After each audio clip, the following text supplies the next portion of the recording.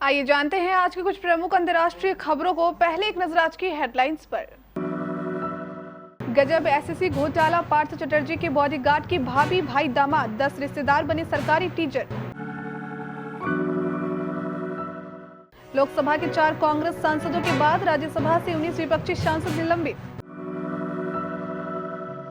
पिता के पास आया सर तन से जुदा का मैसेज और कुछ देर बाद मिला बेटे का शव। मुख्तार अंसारी की पत्नी, बेटा और साले भगोड़ा घोषित, एसपी ने चेताया सरेंडर करे वरना कुर्की होगी। लखीमपुर खीरी हिंसा, आशीष मिश्र को बड़ा झटका, लखनऊ कोर्ट ने खारिज की जमानत याचिका। ललाट पर त्रिपुंड, गले में रुद्राक्ष की माला, सोमनाथ में दिखा केजरीवाल का नया रूप, बताया भगवान से क्या मांगा। गर्लफ्रेंड पर किसी और से संबंध का शक, गोली मार नदी में कूद गया शादीशुदा प्रेमी, 2 दिन की तलाश के बाद मिला शव। गुजरात में जहरीली शराब पीने से 28 लोगों की मौत, 30 लड़ रहे जिंदगी की जंग। सपना चौधरी ने अपने गाए गाने कामिनी पर किया स्टेज तोड़ डांस, ठुमकों से लूट रही महफिलें। मैच के दौरान कबड्डी खिलाड़ी की मौत, विपक्षी प्लेयर को छूकर भागते हुए गिरा, फिर नहीं उठा, पिता ने जीती ट्रॉफी के साथ दफनाया।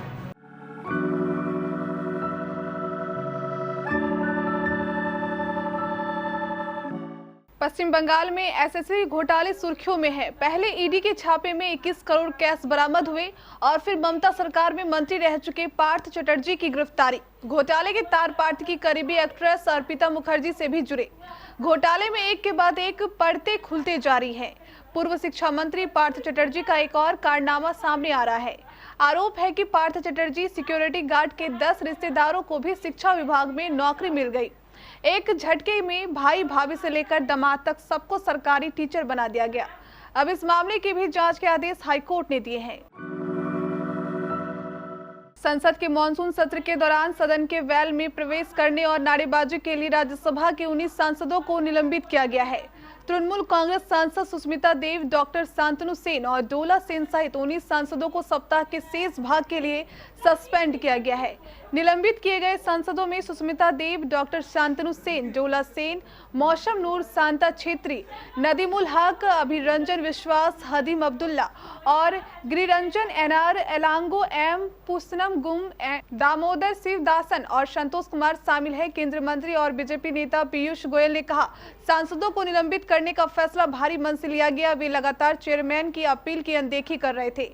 वित्त मंत्री निर्मला सीतारमण के कोविड संक्रमण से उबरने और संसद लौटने के बाद सरकार महंगाई के मुद्दे पर बहस के लिए तैयार है। उन्होंने कहा कि सदन ने निर्णय लिया है कि जो सदस्य कार्यवाही में हिस्सा नहीं ले रहे हैं उनको सस्पेंड किया जाए। हम बताना चाहते हैं कि भारत में अन्य देशों के मुकाबले महंगाई कम है। विपक्ष चर्चा से भाग रहा है। मध्य प्रदेश में भोपाल नर्मदापुरम रेलखंड पर मीट घाट और बरखेड़ा के बीच पटरी पर रविवार रात करीब 7 बजे ओरिएंटल कॉलेज के बीटेक के छात्र निशांक का शव मिला।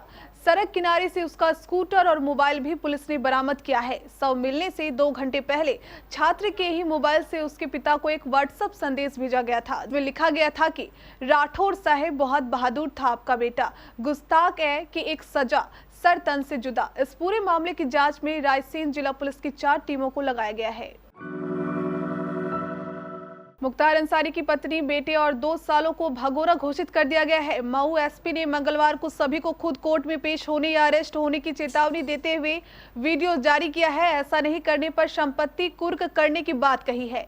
सभी के खिलाफ पहले से गैर जमानती वारंट जारी था। इसी को लेकर पुलिस धारा 82 यानी भगोड़ा घोषित करने की कार्रवाई करते हुए नोटिस चस्पा की है। मुख्तार अंसारी के फाटक कहे जाने वाले घर पर पुलिस ने डुगडुगी भी पिटवाई। पत्नी, बेटे और सालों के बारे में जानकारी देने की लोगों से अपील भी की गई। लखीमपुर खीरी के तुकनिया हिंसा मामले में मंत्री के बेटे आशीष मिश्र को बड़ा झटका लगा है। इलाहाबाद हाईकोर्ट की लखनऊ बेंच ने आशीष मिश्र की जमानत याचिका खारिज कर दी है। अभियुक्त सरकार व पीड़ित पक्ष की दलीलों को सुनने के बाद न्यायालय ने 15 जुलाई को अपना फैसला सुरक्षित कर लिया था। हाईकोर्ट की लखनऊ बेंच ने लखीमपुर खीरी के तुकनिया कांड मामले में केंद्रीय गृह राज्य मंत्री अजय मिश्रा उर्फ टेनी के पुत्र आशीष मिश्र उर्फ मोनू की जमानत याचिका खारिज कर दी है। न्यायालय ने कहा कि रिकॉर्ड पर उपलब्ध तथ्यों को देखते हुए आशीष मिश्र को जमानत पर रिहा नहीं किया जा सकता। यह निर्णय न्यायमूर्ति कृष्ण पहल की एकल पीठ ने आशीष मिश्र की जमानत याचिका को खारिज करते हुए पारित किया। गुजरात में बोटाद जिले के रोजित गांव में जहरीली शराब पीने से मरने वालों की संख्या लगातार बढ़ती जा रही है। राज्य में शराबबंदी होने के बावजूद अब तक 28 लोगों की मौत हो चुकी है और 30 लोग अस्पताल में भर्ती हैं। वहीं दूसरी ओर भूपेंद्र पटेल सरकार लगातार नजर बनाए हुए हैं। सोमवार को सीएम पटेल एक हाई लेवल मीटिंग की और अफसरों को आगे की कार्रवाई के लिए निर्देशित किया। गुजरात पुलिस के एक वरिष्ठ अधिकारी ने सोमवार रात बताया कि कुछ मरीजों की हालत गंभीर है। मामले में पुलिस ने 10 लोगों को हिरासत में लिया है। गुजरात आतंकवाद रोधी दस्ता और अहमदाबाद अपराध शाखा भी जांच में शामिल हो गई हैं। विधानसभा चुनाव की तैयारियों को लेकर गुजरात पहुंचे दिल्ली के मुख्यमंत्री अरविंद केजरीवाल का मंगलवार को नया रूप दिखा। सोमवार मंदिर में पूजा के बाद आम आदमी पार्टी के संयोजक अरविंद केजरीवाल ललाट पर त्रिपुंड और गले में रुद्राक्ष की माला के साथ नजर आए। सोमनाथ मंदिर में पूजा के बाद अरविंद केजरीवाल ने मीडिया से बातचीत में कहा कि यहाँ बहुत शांति मिलती है। उन्होंने कहा, देश की तरक्की, गुजरात की तरक्की, पूरे देशवासियों की सुख शांति के लिए, देश की सुख शांति के लिए प्रार्थना की है। सब लोगों की तरक्की हो, सब सुख रहे, सब खुश रहे, सब लोग स्वस्थ रहे, हमारा देश दुनिया का नंबर 1 देश बने। जहरीली शराब को लेकर पूछे गए सवाल पर केजरीवाल ने हाथ जोड़ते हुए कहा, अभी मंदिर में है, कई बार मुलाकात होगी, राजकोट में बात होगी, वहां अच्छे से बात करेंगे। यहाँ राजनीति नहीं, यहाँ केवल भक्ति के लिए आए हैं। राजनीति की बात दिन भर करेंगे। एक बार फिर सवाल करने पर उन्होंने कहा, यह बहुत दुखदायी घटना है, 20 से ज्यादा लोगों की मौत हुई है, भगवान उनकी आत्मा को शांति दे। मध्य प्रदेश के जबलपुर जिले के बड़ेला थाना क्षेत्र में 2 दिन पहले अपनी प्रेमिका की गोली मारकर हत्या कर नर्मदा नदी में कूदे युवक का शव सोमवार को बरामद कर लिया गया। युवा ने युवती के किसी और से संबंध की शंका पर उसको गोली मारकर हत्या कर दी और फिर आत्महत्या करने के लिए नदी में कूद गया था। उप पुलिस अधीक्षक बरेला अपूर्वा किलेदार ने बताया कि शनिवार की शाम ग्राम मंगेली नर्मदा पुल में एक कार लावारिस अवस्था में मिली थी। कार की पिछली सीट में एक युवती की खून से सनी लाश पड़ी हुई थी। सीने में गोली मारकर युवती की हत्या की गई थी। कार का रजिस्ट्रेशन बजरंग नगर निवासी विजय कुमार लाल के नाम पर था। संपर्क करने पर उसने बताया कि कार इंदिरा नगर निवासी बादल पटेल लेकर गया था। बादल पटेल खुद को पत्रकार बताता था और ब्लैकमेलिंग के आरोप में पुलिस ने उसके खिलाफ कार्रवाई की थी, जिसके कारण उसको जेल भी जाना पड़ा था। सपना चौधरी बीते काफी दिनों से अपने नए गाने कामिनी का जमकर प्रमोशन कर रही है, जो सोमवार यानी 25 जुलाई को रिलीज हो चुका है। इस गाने में सपना के देसी स्वैग ने फैंस का दिल जीत लिया और उनकी अदाएं देखने लायक है। वहीं अब सपना चौधरी अपने इसी गाने पर थिरकती हुई नजर आई हैं और सपना के इस डांस परफॉर्मेंस को फैंस खूब पसंद कर रहे हैं।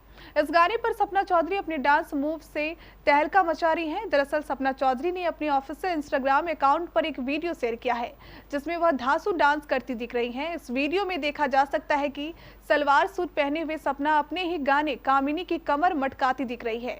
उनके एक एक स्टेप को फैंस खूब पसंद कर रहे हैं। इस वीडियो के कैप्शन में सपना चौधरी के गाने और डांस के फैंस खूब तारीफ कर रहे हैं। कई फैंस ने इस वीडियो पर हार्ट इमोजी भेजा है, तो कुछ लोग ने डांसर को शानदार बताया है।